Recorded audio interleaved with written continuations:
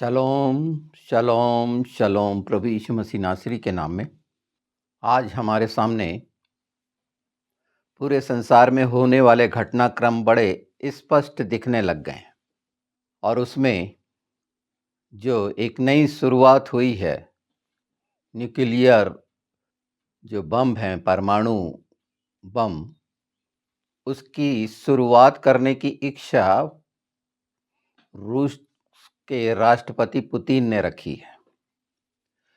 क्यों रखनी पड़ी उसे? एक ऐसी बात जिससे मानव जाति का नाश, विषाक्तता, उसके कितने दुष्प्रभाव मनुष्य पे पड़ने वाले हैं आसपास। एक ऐसा मनुष्य अपने हस्ताक्षर करता है ऐसी डॉक्ट्रिन पर कि अब वो स्वतंत्र है, अपने को विरोधी मानता है नाटो का, यूरोपियन जो संघ है, और यूक्रेन के साथ उसके जो बर्ताव थे कहीं से भी उनको उचित नहीं ठहराए जा सकते। लगातार आक्रमण, जमीन पे कब्जा करना, ये सब कुछ चल रहा था। एक लंबी लड़ाई यूक्रेन वहां पर लड़ रहा है। दोष लगाया जा सकता है कि उसको उकसाया जा रहा है, लड़ाया जा रहा है नाटो से, हो सकता है बिल्कुल, पर उस छोटे से देश से मुकाबला नहीं कर पाना और वही यूक्रेन की सेना रूस के एक हिस्से में अपना कब्जा कर लेना अपने आप में बताता है कि रूस कितना दुर्बल है। और इस बात से जो कल से शुरू हुई है, सब बातें सामने आ जाएंगी। लोग इसे तृतीय विश्व युद्ध समझ रहे हैं कि ये फैलेगा। सच्चाई ये है कि ये गोग मगोग से संबंधित है और ये दो हिस्से हमारे सामने बड़े स्पष्ट हैं, यूक्रेन और रूस, इज़राइल और ईरान और उसके तमाम साथी आतंकवादी। थोड़ी सी कमजोरी रूस की बता देता हूं कि उसकी एक अलग से सेना है जो शासकीय नहीं है, यानी किराए के हत्यारे बोल सकते हैं ऐसे।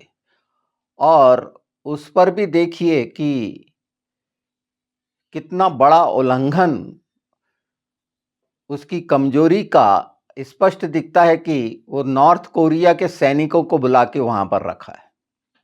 अभी तक सैन्य सहायता जो दे रहे थे वो नाटो देश दे रहे थे, अब वो लॉन्ग रेंज की मिसाइल दे दी तो क्योंकि नुकसान हो गया, बहुत भयानक नुकसान हुआ है उसका। एक ऐसा जो क्रिश्चियन देश है, खुद क्रिश्चियन है, कितनी गंदी हरकत है उसकी, सिरे से गलत है। तुम किसी दूसरे दो देश की स्वतंत्रता में क्यों बाधक बनते हो? नहीं, तुम नाटो के सदस्य नहीं बनोगे। कितने दिन का है वो रूस, और आगे बढ़ेगा तो फिर और बढ़ जाएगा। ये सच्चाई आप आंख से देखेंगे। और क्यों देखेंगे? कि वचन की वो सच्चाई जो यिर्मयाह 49 है, उसमें 34 से आप देखेंगे, जो इज़राइल विरोधी है, रूस इज़राइल विरोधी है, उसने ईरान को तमाम हथियार दिए, तब वो नैतिकता कहाँ गई थी जो आज वो यूक्रेन के संबंध में नाटो देशों पर लागू करता है? जितने हथियार इस्तेमाल किए गए इज़राइल के ऊपर हिजबुल्लाह के, वो रूस और चीन ही के तो थे। तो ये स्पष्ट देखना आना चाहिए। और नतीजा ये है कि ये जो महीना चल रहा है, परसों 17 खैसवान मतलब नूह का जहाज में प्रवेश कर जाना और द्वार का बंद हो जाना। तो किन लोगों के लिए द्वार का बंद हो जाना है? ये 40 दिन, ये बहुत 40 दिन और 40 रात। आप आकलन करना कि किस तरह की प्रगति इस संसार में हो रही है। और ये पूरे 365 दिन का एक कोटा आप आराम से समझ लेंगे। जब जल प्रलय था, ये तो आग का समय है, देख रहे हैं ना, हर जगह बारूद बरस रहा है। अब उस पे ये एक जुमला, क्या उसका नतीजा वो भोगेगा? नहीं, उसे सब मालूम है, वो इतना कमज़ोर हो गया है।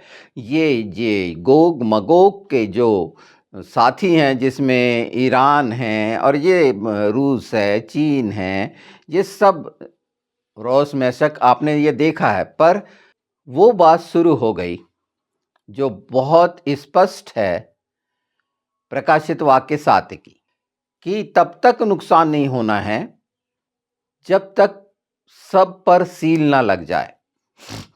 यहां तक कि पेड़ों को भी नुकसान नहीं होना है। अगर इन बातों को ध्यान में हम रखें तो एक गीदड़ भभकी जैसे डराने का काम रशिया गवर्नमेंट कर रही है कि हम परमाणु हथियार चला देंगे। वो कितना 1 इंच का होगा या 1 मिलीमीटर का होगा? नहीं, हमने परमाणु हथियार मार दिया। अब इतना बड़ा तो नहीं गिरा सकते जैसे हिरोशिमा और नागासाकी पे हुआ था। और आज भी जापानीज देखिए अपंग हैं, विकृत हो गए हैं। तो क्या इसके लिए सब सहमत हैं? युद्ध जो लड़े जा रहे हैं आजकल जो मिसाइल से हैं, क्या कम हो गया? इसका मतलब है कि अब उसके पास दूसरा चारा नहीं है, उसने अपनी कब्र खोद ली है। भजन संहिता 90 बड़ा स्पष्ट करता है कि तू मुझे अपने दिन गिनने की समझ दे। ये हम विश्वासियों के लिए है। इनके जैसे ये कातिल और हत्यारे देश के सर्वोच्च शिखर पर बैठे हुए पदाधिकारी सेवक शैतान की सेवा कर रहे हैं, जी मनुष्य की नहीं कर रहे। उसके लिए कोई चिंतित नहीं है। अपना बल दिखाने के लिए खोखले दावे, कहीं कुछ नहीं है। इंडिया के देखिए कितने खोखले दावे हैं, और चारों तरफ से दुश्मनों से घिरा हुआ कितना भयानक बंटवारा है इस देश में। लोग हिंदू बने नहीं रहना चाहते। जाटों को देखो, उनने साफ बोल दिया कि हम सिख धर्म स्वीकार कर लेंगे, हमें अलग से लैंड चाहिए। हर जगह जो बंटवारा हो रहा है, बाइबल बहुत स्पष्ट है कि ये एक दूसरे के मारेंगे, कूटेंगे और बटेंगे, और इसके पीछे है वो अमालेकी शैतान, और वो खुश हो रहा है। तो ये बहुत भयानक घटना। अब इस पर दृष्टि करिए कि इस पर कैसे कैसे न्यूज़ आने वाली है, कौन कौन देश किसका पक्ष लेने वाला है, किसको गलत ठहराने वाला है। आज हो सकता है कि बाइडेन को गलत ठहरा रहे होंगे कि जाते जाते खुद मरने की अवस्था में हैं। अगर सुरक्षा के लिए यूक्रेन को दिया गया है तो वो इस्तेमाल करेगा ही कि वो उसके देश में तुम घुसते जा रहे हो और नाना प्रकार के तुमने गंदगी मचाई थी। ये रशियन ने ऐसा करा था, उसको अपना गुलाम बना के नहीं, तुम इसके सदस्य नहीं बनोगे। क्या बुरे हाल हुए थे रशिया, क्या भूल गया? उसकी लोग तारीफ करते हैं, वो कम्युनिस्ट देश की जैसे चाइनीज़ की करते हैं। उनको सोचना पड़ेगा कि ये निचले दर्जे के वो देश हैं जो नाश होने हैं, स्पष्ट ये समझ लीजिए। और इनके साथ जो होंगे उनको नाश होना ही है। और वो उत्पत्ति 12:3 के अनुसार है कि इन्होंने इज़राइल को नाश के लिए बोला है, तो इनका नाश होना है। ये परमेश्वर की प्रतिज्ञा है। और इंडिया को इस बारे में सोचना चाहिए कि जो इज़राइल को अपना हितैषी और दोस्त समझता है, उसको दो नाव पर पैर रखना कहीं से शोभा नहीं देता। कि अगर पुरुषार्थ दिखाना है तो वन साइड रहना चाहिए। सब वो गलत काम ये लोग मिलके करते हैं। तो हमें क्या है कि हमें इस ओर ध्यान नहीं देना है। ये दिन पूरे हो रहे हैं और बड़े स्पष्ट पूरे होंगे। इसके बाद का वीडियो बिल्कुल आपको मिलेगा जो ईरान के लिए है, जो एलाम कहलाता है। उसमें मैंने वो बातें कही हैं जो बहुत छुपी हुई थी नामों के अर्थ के साथ।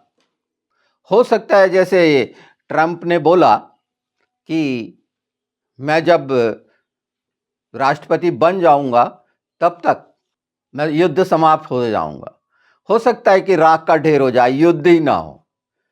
40 दिन में तो सारे काम निपट जाएंगे उसके राष्ट्रपति बनते तक। हम ये जानना देखना चाहते हैं बिल्कुल इसमें बहुत सी बातें और भी खुल के आएंगी।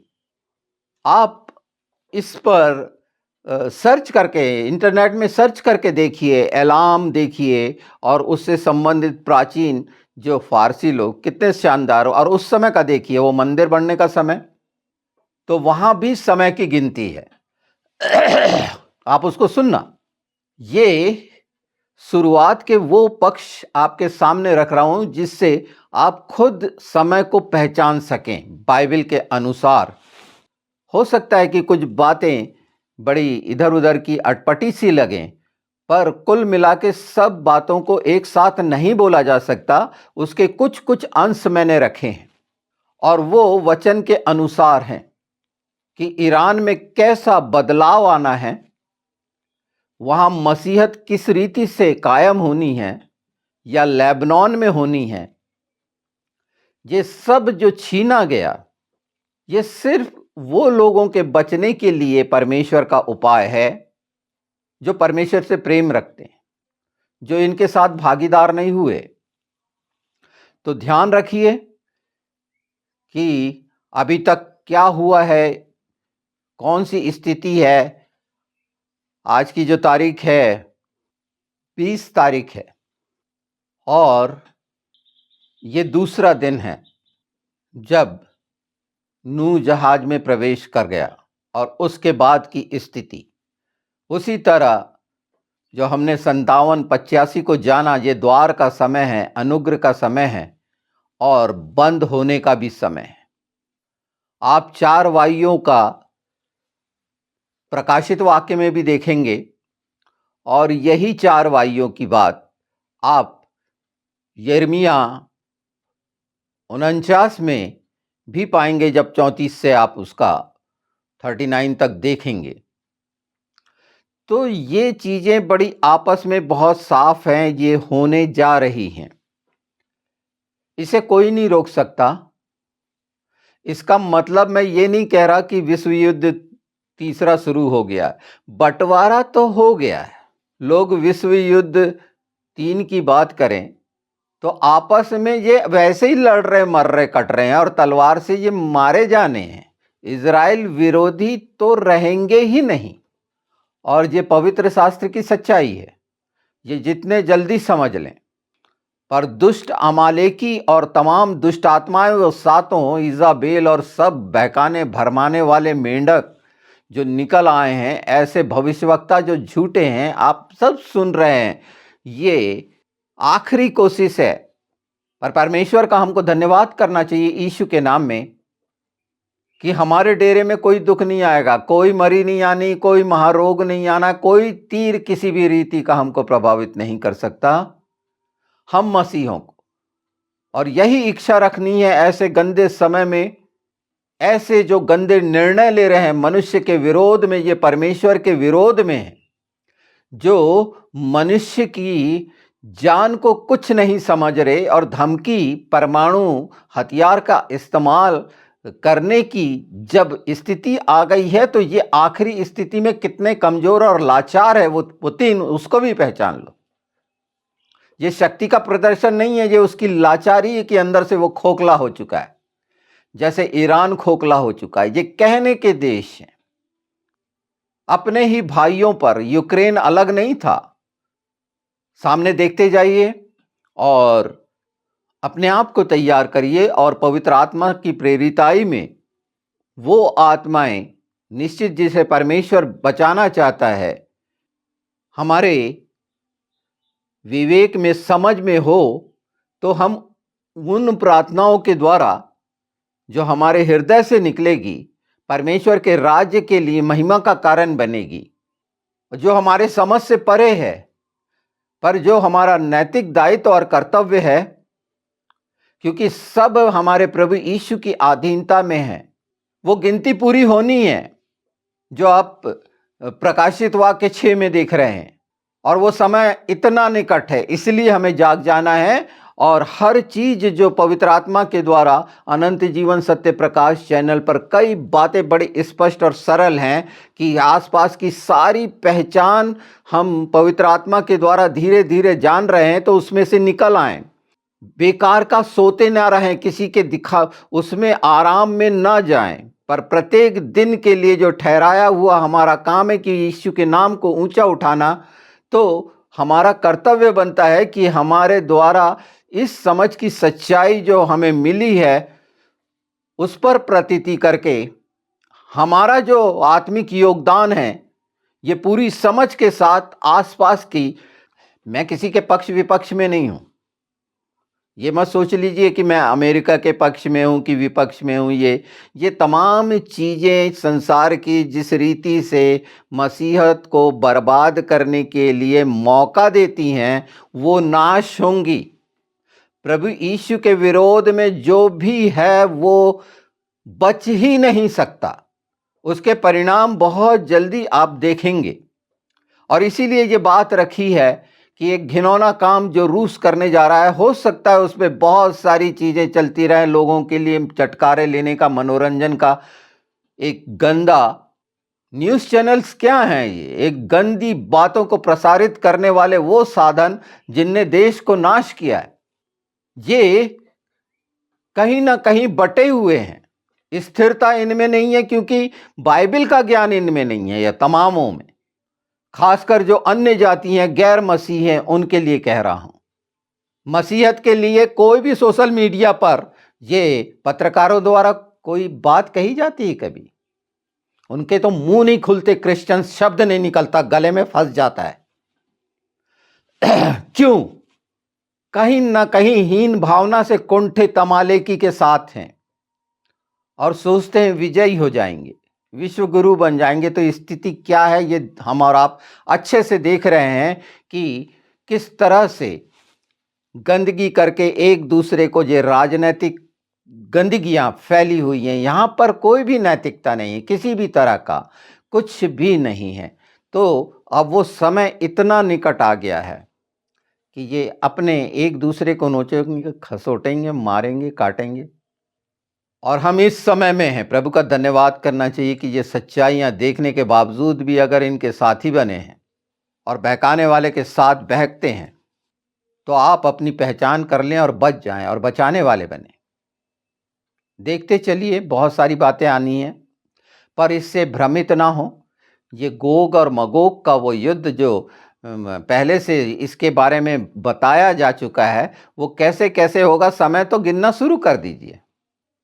आज की बहुत सारी आशीषें हम मसीही जगत के लिए, उनकी आवश्यकताओं की पूर्ति के लिए यीशु के नाम में आनंद और शांति मिलने का दिन हो, तृप्ति का दिन हो, छुटकारे का दिन हो, तमाम कमियों से, बीमारियों से, और बल शक्ति प्रभु दे यीशु के नाम में वो सामर्थ कि आप दुगने उत्साह से उसके नाम को ऊंचा उठाएं, उसकी प्रशंसा करें। भजन संहिता 91 अपने लिए क्लेम करें, अपने लिए मांगें, क्योंकि यीशु के नाम में हम हमेशा उसमें सुरक्षित हैं।